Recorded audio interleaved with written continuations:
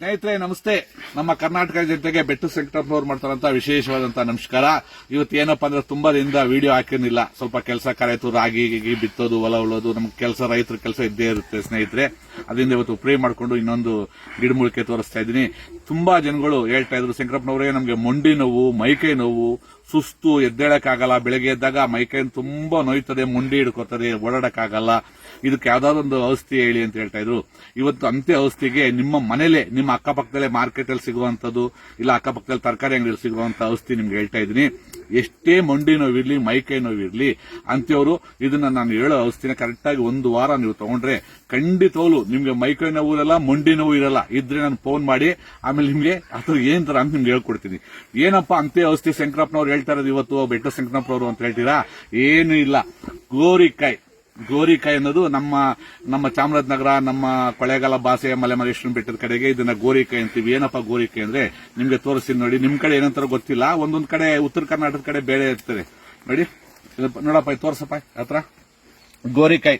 ಈ ಗೋರಿಕಾಯಿನ ಏನ್ ಮಾಡ್ಬೇಕು ನೀವು ಅಂದ್ರೆ, ತುಂಬಾ ಮೊಂಡಿ ನೋವಿರೋರು ಈ ಗೋರಿಕಾಯಿನ ನೀವು ಒಂದ್ಸರಿ ಏನ್ ಗೋರಿಕಾಯಿಲಿ ಅಂತೆ ವಿಶೇಷ ಏನಿದೆ ಅಂತ ನೀವು ಕೇಳ್ಬೋದು. ಈ ಗೋರಿಕಾಯಿನ ತೆಗೆದ್ಬಿಟ್ಟು ನೋಡಿ.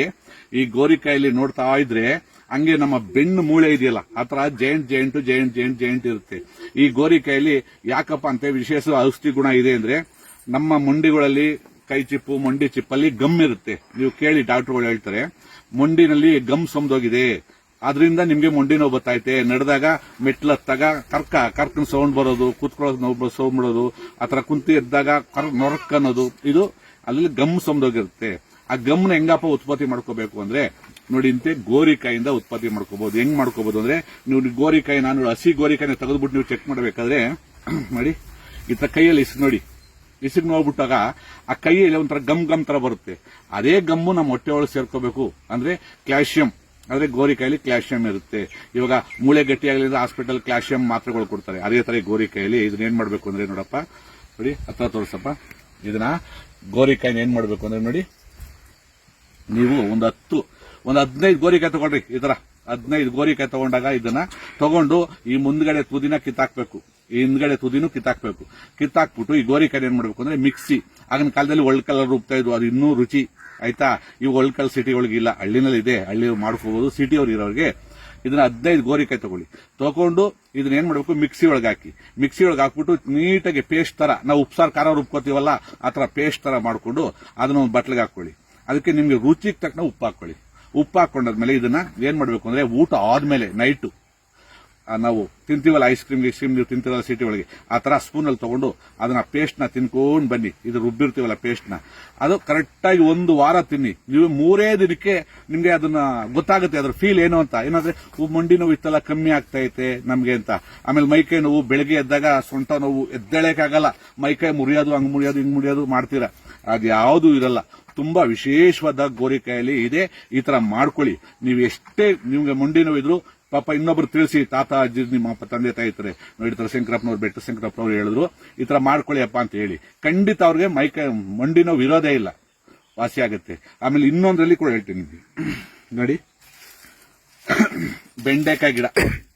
ಇನ್ನ ಬೆಂಡೆಕಾಯಿ ಅಂತೀವಿ, ಒಬ್ಬೊಬ್ರು ಅದೆಲ್ಲ ಒಂದ್ ಕಡೆ ಹೇಳ್ಬಿಟ್ಟು ನಾವೆಲ್ಲ ಊಟಕ್ಕೆ ಹೋಗಿದ್ದು ಬೆಂಡಿ ದಾಲ್ ಐತಿ ಅಂದ್ರು. ಬೆಂಡಿ ಅಂದ್ರೆ ಕನ್ಫ್ಯೂಸ್ ಆಗ್ಬಿಟ್ಟು, ಏನ್ ಇವನು ಬೆಂಡಿ ದಾಳು ಹೇಳ್ತಾವ್ರಲ್ಲ ಅಂದ್ಬಿಟ್ಟು. ಆಮೇಲೆ ಏನಪ್ಪ ಅದು ತಂದು ತೋರಿಸುವುದಕ್ಕೆ ಬೆಂಡೆಕಾಯಿ ತೋರಿಸು. ಒಬ್ಬೊಬ್ರು ಬೆಂಡಿ ಅಂತಾರೆ, ನಾವು ಬೆಂಡೆಕಾಯಿ ಅಂತೀವಿ, ಒಬ್ರು ಏನೋ ಅಂತಾರೆ. ಇದನ್ನ ಏನ್ ಮಾಡ್ಬೇಕು ಅಂದ್ರೆ, ನೈಟ್ ಅಲ್ಲಿ ನೀವೇನ್ ಮಾಡ್ಬೇಕು ಅಂದ್ರೆ ಜಾಸ್ತಿ ಇದೇ ತರ ವಿಶೇಷವಾದ ಗುಣ ಇದರಲ್ಲೂ ಐತೆ, ಇದರಲ್ಲೂ ಗಮ್ಮಿದೆ. ನೀವು ಬೆಂಡೆಕಾಯಲ್ಲಿ ತುಂಬಾ ವಿಶೇಷವಾದ ಗುಣ ಐತೆ. ಈ ಬೆಂಡೆಕಾಯಿ ಏನ್ ಮಾಡ್ಬೇಕು ಅಂದ್ರೆ, ಈ ತೊಟ್ಟನ ಕೂದಾಕ್ಬಿಡಿ, 2 ತೊಟ್ಟನು ಕೂದಾಕಿ. ಯಾಕಂದ್ರೆ ಬೇಕಾಗಿಲ್ಲ, ತೊಟ್ಟಲ್ಲಿ ವಿಶೇಷ ಐತೆ, ಆ ತೊಟ್ಟೆ ನಮ್ಗೆ ಬೇಕಾಗಿಲ್ಲ. ಇದನ್ನ ಏನ್ ಮಾಡ್ಬೇಕು ಅಂದ್ರೆ, ಬೆಂಡೆಕಾಯಿನ ಚಿಕ್ಕ ಚಾಕಲ್ಲಿ ಪೀಸ್ ಮಾಡ್ಬಿಟ್ಟು ಒಂದು ಲೋಟ ನೀರು ಇಕ್ಬಿಟ್ಟು ಒಂದು 4 ಬೆಂಡೆಕಾಯಿ, ಜಾಸ್ತಿ ಬೇಡ, ಒಂದು 4 ಬೆಂಡೆಕಾಯಿ ಹಾಕಿ ಪೀಸ್ ಮಾಡ್ಕೊಬಿಟ್ಟು ಆ ಲೋಟಕ್ಕೆ ಹಾಕ್ಬಿಡ್ರಿ ನೀರೊಳಗಡೆ. ನೈಟ್ ಮುಚ್ಚಿಕ್ಬಿಡ್ರಿ. ಬೆಳಗ್ಗೆ ಎದ್ದು ಆ ನೀರಿನ ಅಂಶ ಎಲ್ಲ ಅದ್ರೊಳಗಡೆ ಬಿದ್ದುತ್ತೆ. ಒಂದು ಬಿಳಿ ಬಟ್ಟೆ ತಗೊಂಡು ಆ ಪೀಸ್ ಆಗಿರುತ್ತಲ್ಲ ಗೋರಿಕಾಯಿನ, ಇದ್ಯಾವುದು ಬೆಂಡೆಕಾಯಿ, ಅದನ್ನ ಬಟ್ಟೆ ಒಳಗೆ ಹಾಕಿ ಆ ನೀರಿಗೆ ಹಿಂಡ್ಕೋಬಿಡಿ. ಚೆನ್ನಾಗಿ ಹಿಂಡ್ಕೊಬಿಟ್ಟಾಗ ಇದ್ರಲ್ಲಿರೋ ವಿಟಮಿನ್ಸ್, ಇದ್ರಲ್ಲಿರೋ ರಸ ಎಲ್ಲ ಅದ್ರಲ್ಲಿ ಬಂದ್ಬಿಡುತ್ತೆ. ಖಾಲಿ ಹೊಟ್ಟೆಲ್ ಕುಡ್ಕೊಂಬನ್ರಿ. ಡೈಲಿ ಒಂದೊಂದು ಲೋಟ 8 ದಿನ ಕುಡೀರಿ, ಇನ್ನೂ ತುಂಬಾ ಒಳ್ಳೇದು. ಎಷ್ಟೇ ಆಮೇಲೆ ನರಗಳು ಇವೆಲ್ಲ ಎಳೆಯೋದು ಒಂಥರ ಜುಮ್ ಹಿಡಿಯೋದು ಇವೆಲ್ಲ ಹೊರಟೋಗುತ್ತೆ.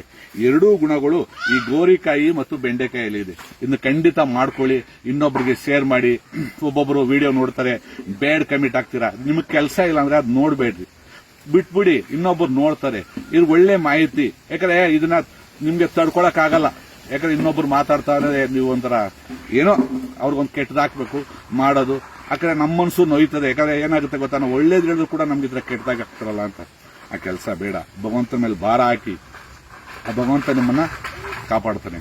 ಆಯ್ತಾ ನೋಡಪ್ಪ, ಇಂಥ ವಿಶೇಷವಾದಂತ ಔಷಧಿ ಹೇಳಿದ್ದೀನಿ.